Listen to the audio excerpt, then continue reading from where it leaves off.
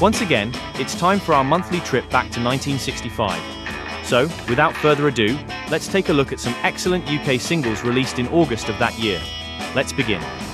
Climbing steadily up the chart this week, here are the Hollies with their new single, Look Through Any Window.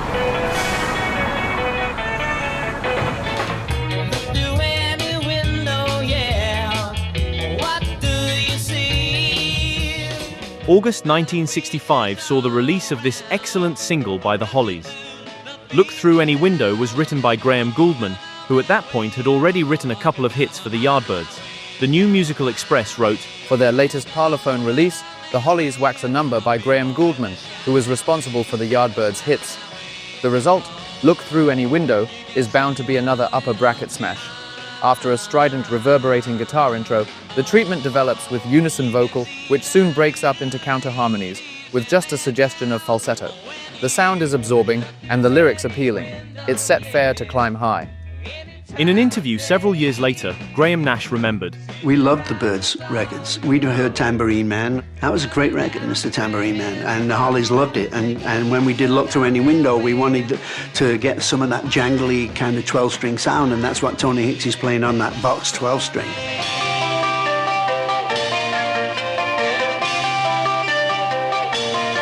The B-side was also an excellent track. If you get tired of her, just send her right on back to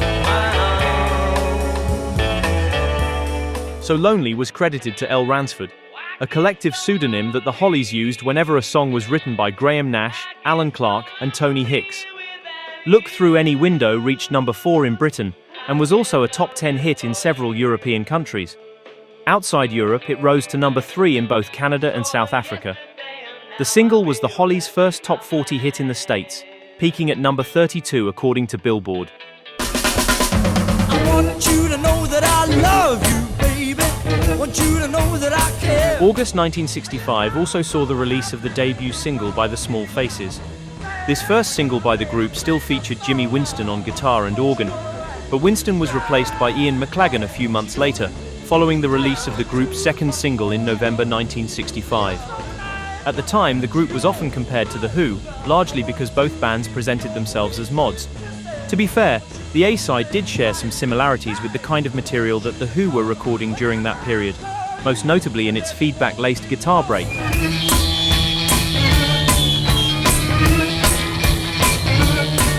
But Steve Marriott's vocal style was very different from Roger Daltrey's, and as the group quickly developed their own distinctive sound, the comparisons soon faded away. The B-side was a good song featuring some great vocals by Marriott.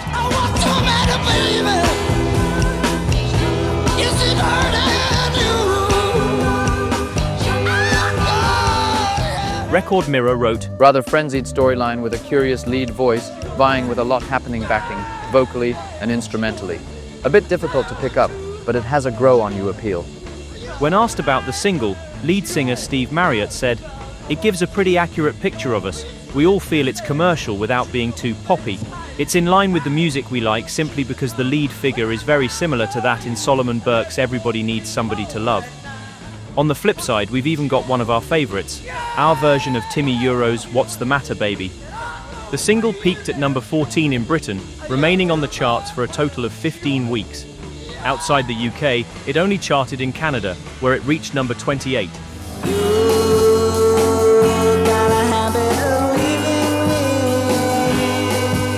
Even though it took him several years to find success, David Bowie was already quite active in the British music scene in 1965. This was his third single, issued as Davy Jones. His previous singles had been released as Davy Jones and the King Bees in 1964, and as the Manish Boys in March 1965. At this point, Bowie had left the Manish Boys and had formed a group called the Lower Third, who embraced a mod-style approach both musically and visually. The single shows clear influences from bands like the Kinks and especially The Who, a resemblance that's particularly obvious in the song's middle section.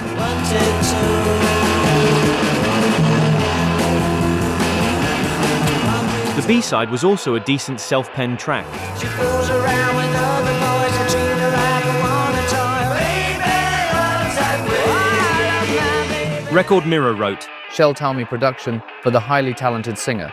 It's a curiously pitched vocal sound, with powerful percussion and a slight dirgy approach. Plenty happening, lots of wailing, very offbeat. The group enjoyed quite a bit of popularity on the London club circuit and even appeared on television shows like Ready Steady Go, but the single nevertheless went unnoticed and failed to chart. I'm not saying I'd be true, but I'd try.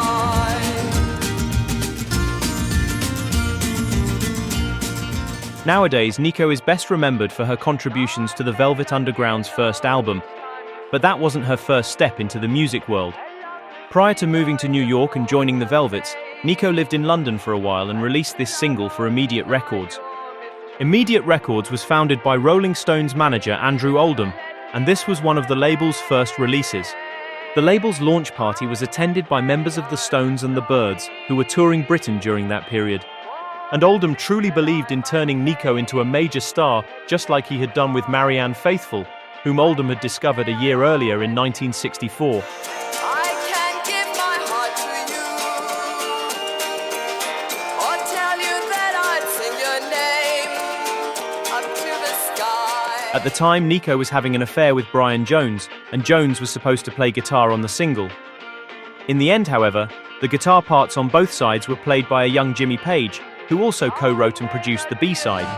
Show a little smile, 'cause we started on the last mile. Record Mirror wrote, A Gordon Lightfoot composition, and Nico really sings out, unlike some of the rather whiny folksters. The song is treated considerably with a guitar and strings backing. This could easily be a hit, it's so catchy. Oldham worked hard to get Nico noticed, arranging several press features and even a television appearance on Ready Steady Go. He also organised a couple of promotional films, including one that was shot at the West India Dock Pier in London. Nico's friendship with Bob Dylan also gave her some extra publicity, since Dylan was enjoying enormous popularity in Britain at the time. Nico even announced that her next single would be an unreleased Dylan song. But work permit issues forced her to cancel tour dates, and with the single failing to chart, her music career in the UK came to a sudden halt. Shortly afterward, Nico travelled with Brian Jones to New York to visit Andy Warhol and his entourage at the factory, whom the Stones had met while touring the States earlier in 1965. Nico brought a copy of her single with her, and it impressed Warhol enough to invite her to join the Velvet Underground. And as they say, the rest is history. Must have thought herself too long. Lonesome is bad. Lonesome is bad when you've got no one to love. Just like the previously mentioned David Bowie, another musician who enjoyed bigger popularity later in the 70s was future Deep Purple organist Jon Lord. At the time, Jon Lord was playing in a band called the Artwoods, which also featured Ronnie Wood's older brother on lead vocals. Despite enjoying huge popularity in clubs all over Britain, chart success always seemed to elude them, and this release was no exception.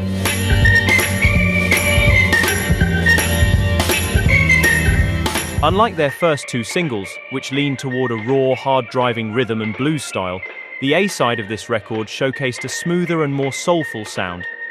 The B-side, on the other hand, was a tougher and bluesier number, which was very much inspired by Booker T and the MGs, who were one of the Artwoods' biggest influences. 42 in the half. 42 in the bar. The track featured some excellent organ work by Jon Lord.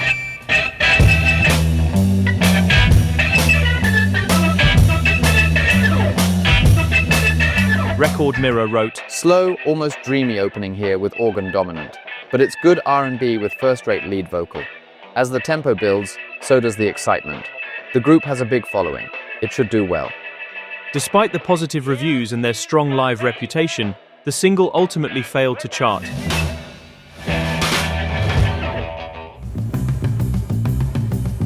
First you take a heart, then you break a heart. After two excellent but unsuccessful singles, Take a Heart gave the Sorrows their only hit in Britain, reaching number 21 and remaining in the top 40 for 6 weeks. The Sorrows were famous for their wild and anarchic rhythm and blues sound. But after two unsuccessful releases, the group told the press that if their third single didn't make it, the band would split up. Take a Heart was their most uncompromising release to date. It was a moody and sinister track, dominated by bass guitar and drum figures, and it seemed like the kind of song that would struggle to get radio play. But it quickly became a favorite on the pirate stations, whose support helped turn it into the group's one and only hit.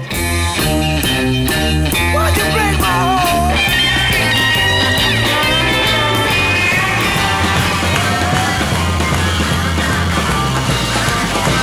Written by songwriter Mickey Dallon, Take a Heart builds from a tense, restrained opening into a full-blown explosion of racing guitar, charging rhythms, and fierce, almost violent vocals. Without question, it stands as one of the true classics of 1965. To capitalize on the single's success, Pi Records released their first LP in December of 1965, but their following singles failed to replicate the success of Take a Heart. As a result, and in an effort to escape the intense competition of the British music scene, the band relocated to Italy, where they enjoyed moderate success before disbanding in 1968.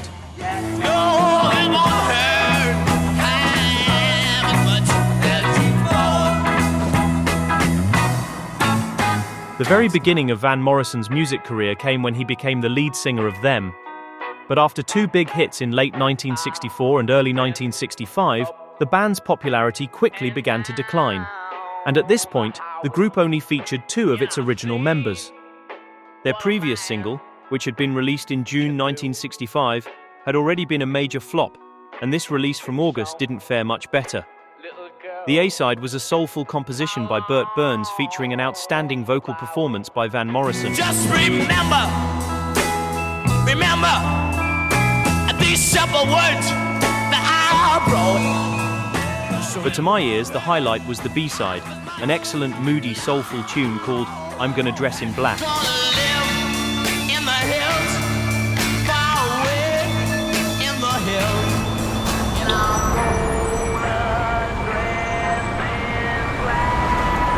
The New Musical Express wrote, Very slow bluesy beat ballad from the once all-Irish group. It has a walking guitar figure throughout, with organ and occasional chanting from the boys. There's a pronounced rhythm and blues slant to the solo vocal, much in the Mick Jagger style. I wish it wasn't quite so nasal, yet it has considerable impact. This is more in the style of Here Comes the Night, as opposed to One More Time, and should do better than the latter. Organ plays a more prominent role, and the drummer's more heavy-handed, though the tempo is still slow for the somber B-side. just like their previous 45, the single failed to chart.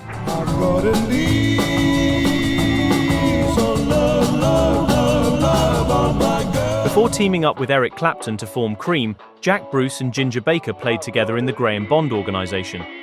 This particular single wasn't one of their strongest releases, but its A-side made history as the first British recording to feature a mellotron, nearly 2 years before the instrument was popularized by groups like the Beatles or the Moody Blues, with songs like Strawberry Fields Forever or Nights in White Satin. First of all, I tried my baby with presents. In an article from September 1965, Beat Instrumental magazine reported, Graham Bond is now part of an orchestra, yet there are still only 3 members of his organization. Work that one out.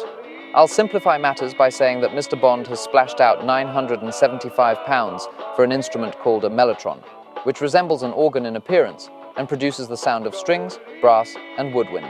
Hard to believe? Yes, indeed, but it really does do just this.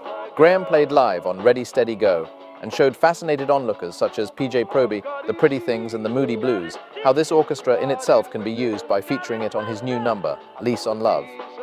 Despite getting some positive reviews in the press, the single didn't chart. I took that old midnight train. Ain't coming back again. The Mark IV are best remembered as the band that later evolved into The Creation, one of the most underrated mod groups of the 60s. The group featured John Dalton, who joined the Kinks later in 1968. This was the third of 4 singles that they released between 1964 and early 1966. The records they released as the Mark IV went largely unnoticed, but the B-side of this release gave an early glimpse of the experimentation that would define The Creation's sound. That spirit is especially clear in the guitar break, which features feedback effects and some unusual licks and phrases, making the song sound like a cross between The Who and Bo Diddley.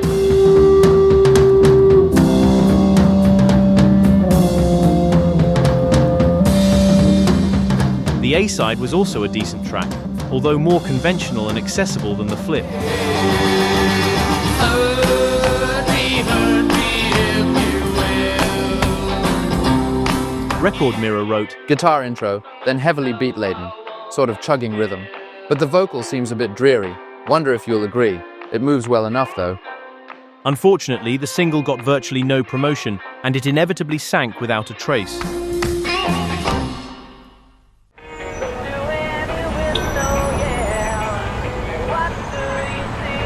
I hope you enjoyed this trip back to August 1965. See you next time.